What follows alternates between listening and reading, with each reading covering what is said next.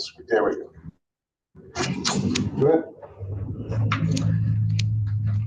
Good evening, everyone. Welcome to the Town of Inuvik Committee of the Whole meeting.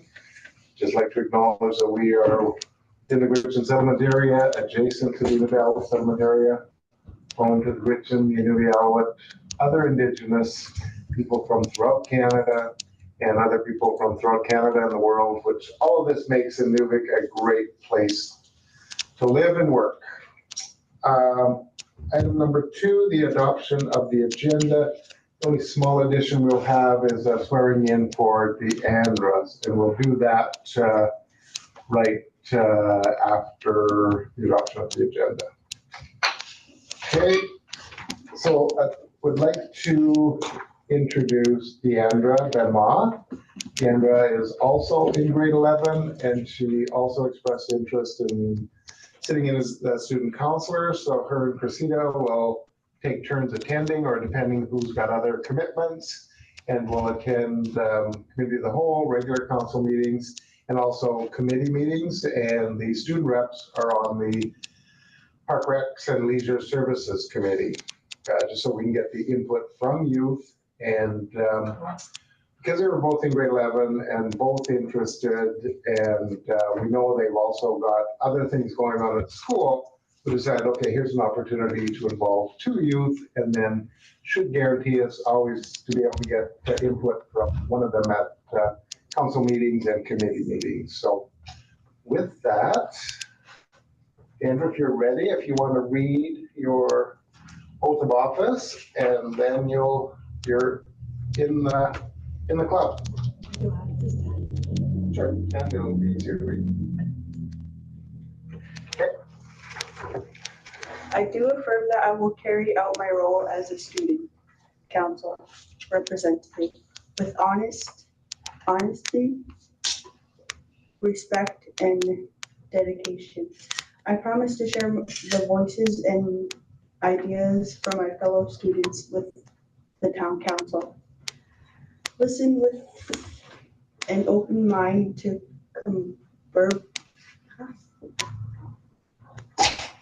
positively with discussing out to our community. Although I do not hold a vote, I will participate fully, bringing forward the perspectives of youth and do my best to represent the interests of peers. Great. Can you sign that?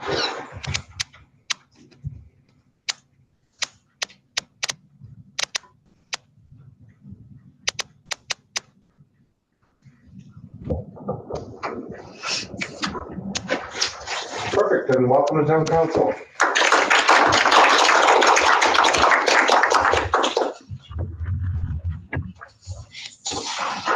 Okay, that was 11.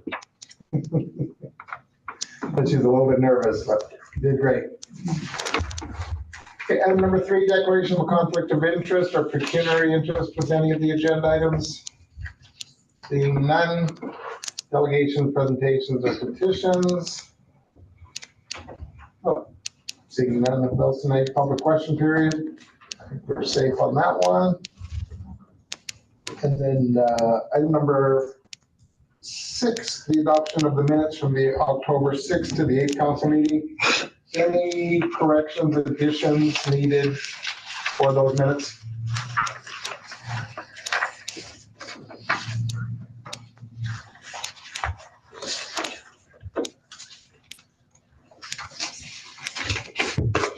Action items, Cindy, anything, any update on any of the action items? Sorry, just give me 1 second, I'll pull it up.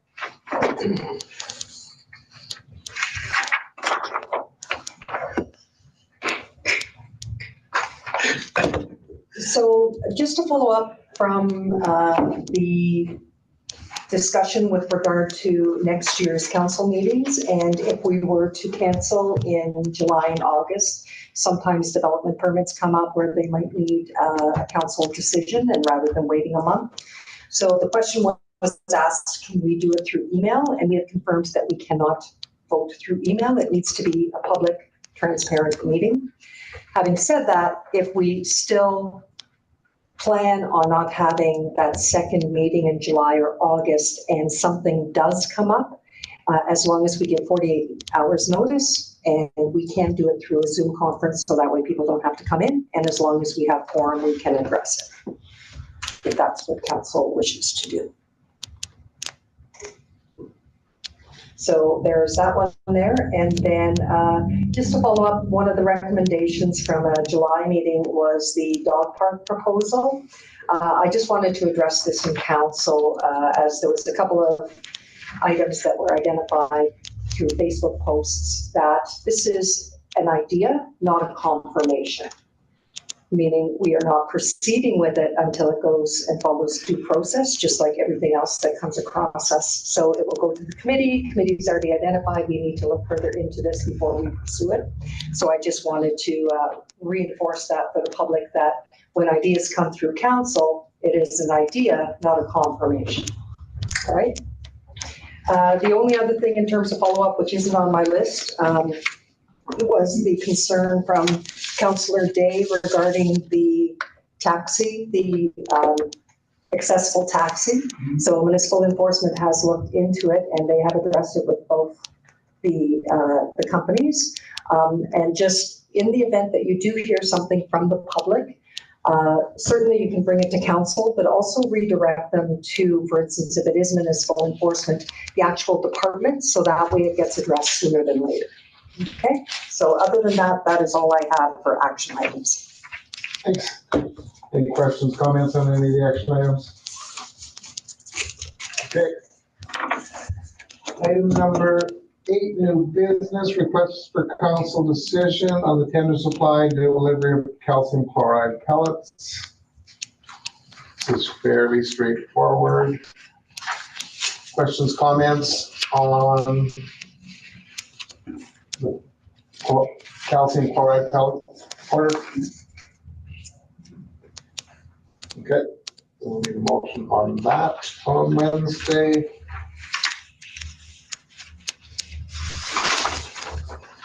Nine one, consolidated bylaw to include amendments to the bylaw to include vacant and derelict properties. Cindy, you want to just give an overview of this?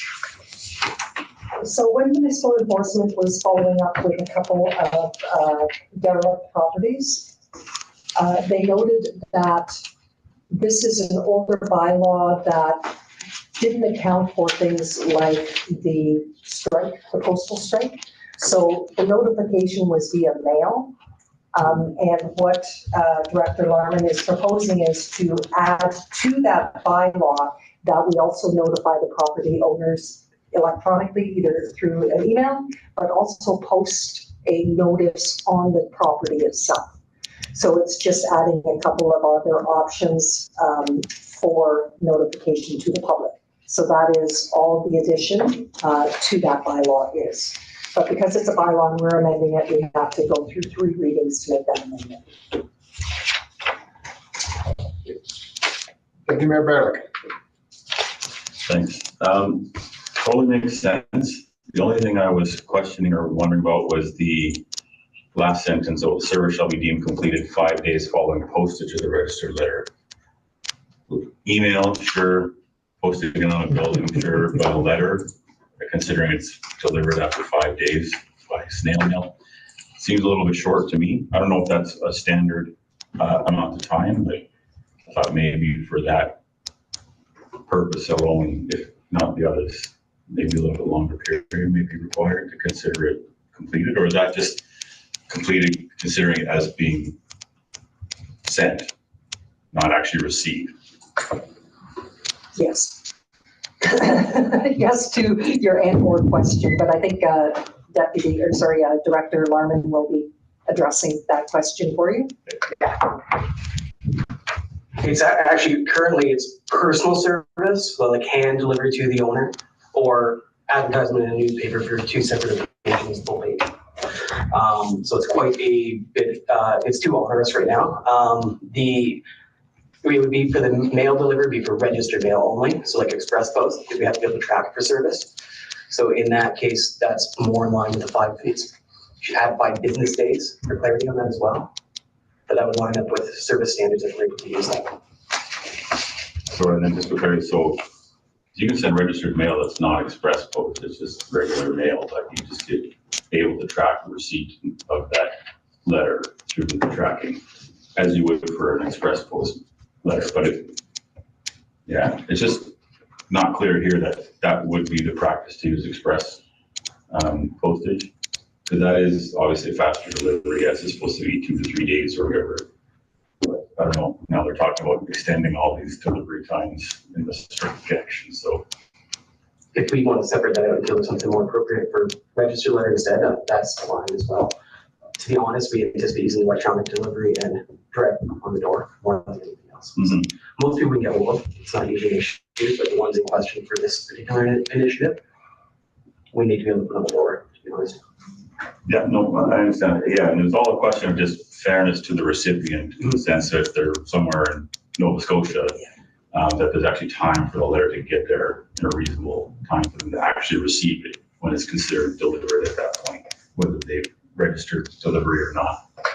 So if it was registered delivery, because we do get that receipt that it has been received, service shall be deemed to have been completed 5 business days following receipt of confirmation that the registered mail, like the registered mail receipt. Yeah, sorry, I don't want to nitpick it, but Yep. I mean, really, you can just say once you've received the confirmation of delivery through the receipt, then essentially you can consider it delivered at that point for a registered letter. But for posting on the door, for email, I think 5 days is a reasonable time. But I think if you're sending a registered letter, you can track whether it's been picked up or not. And you can consider it picked up once that receipt of delivery is available, because I think you have to go on and actually track it yourself with your tracking number. But you can check on that daily. And once you've confirmed that that has been delivered, essentially, whether it's the person that picked it up or somebody else, it's considered delivered. Okay, we can edit that for Wednesday for you. And again, just because if they don't actually pick it up in 30 days, I think it'll get sent back to you. So. Okay. Any further questions, comments on changing the bylaw?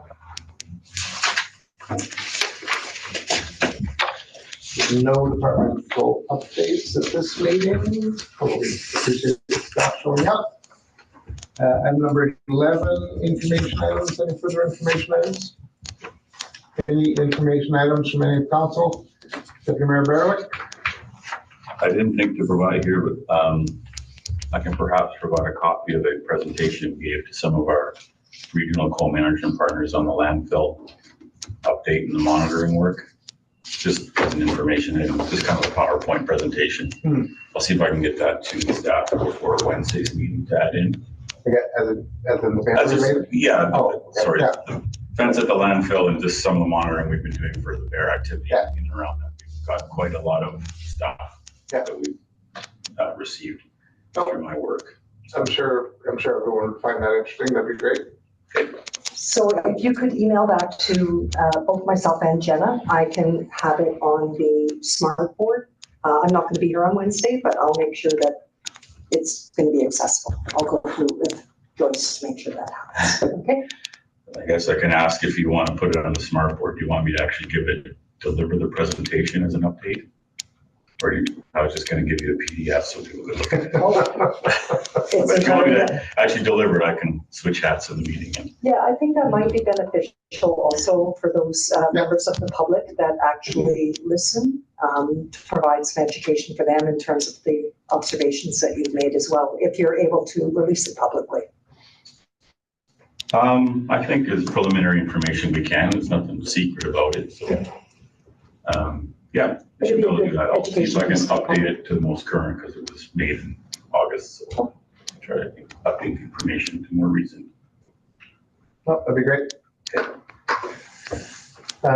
Just the only other information item, and I think we've announced that before when we were discussing the various activities, but we've got the NWP Park and Recs Association AGM here this week.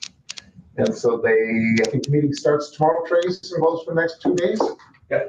Tuesday, Wednesday, half day Thursday. So, yeah, that brings in people from throughout the territories here to discuss Parks and Rec programs and, yeah, an opportunity for all of those people in that area to get together and look at what each other's doing and programs and services. So, yeah, we're great. We're happy to be able to host that. And it is supposed to be plus 12 and sunny on Wednesdays, so the weather's going to be okay for them. Not so good the next day, but certainly good on Wednesday. The other information also related to conferences is in November 4th, 5th, and 6th, the NWT Tourism Association will also be having their AGM here. So a little bit later, but again, traffic coming into Inuvik, and we're happy to be hosting that also. No further information items from anyone else? See anything? Nothing looking. We don't have an in-camera session, so short meeting tonight because there will only be 2 items that we need council input or decisions on, unless there's anything else. Deputy Mayor Barrett. Sorry, I don't know if I missed council concerns. Yeah. Not so much a concern, I guess a bit of a question of curiosity and perhaps slight bewilderment. I would be curious if the administration or even any of my other fellow councillors have received any feedback or commentary on the cannabis store being open on Sundays, given all the concerns and stuff we heard regarding the liquor store opening. As I was walking by it the other day, I noticed on their sign that they have hours with being open for several hours on Sunday. So it just got me curious. Did anyone actually hear anything about that of concern from the community? Nothing. Crickets. Just curious. Yeah. No, and I believe now the liquor store is not open on Sundays anymore. It was just until September. So that is now closed on Sundays and will be closed on Sundays until next year. And then I'm not sure if they have to apply again to the Liquor Commission or whether that would be an annual thing. I'm not sure, but wouldn't come into effect until that's clarified or until they do apply. And it was just a summer thing this year, so. Okay, now other concerns or information items? Now Wednesday we'll have a motion to adjourn. So short meeting. All right. Thanks everyone for coming out. Cheerio. All right. See you guys later.